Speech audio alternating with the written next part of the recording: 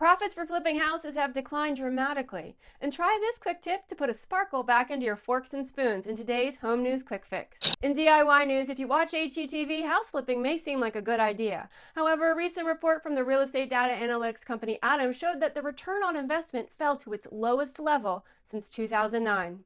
Among the factors causing the squeeze on profits is the lack of inventory, rising cost of building products, and a tight real estate market. Still, 10% of homes sold in the U.S. during the first quarter of this year were flipped.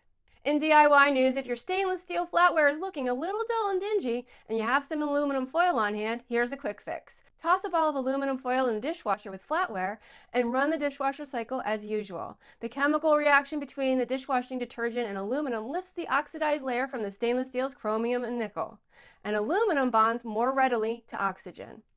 I'm Theresa with MyFixitUpLife, and you've just been served your Home News Quick Fix.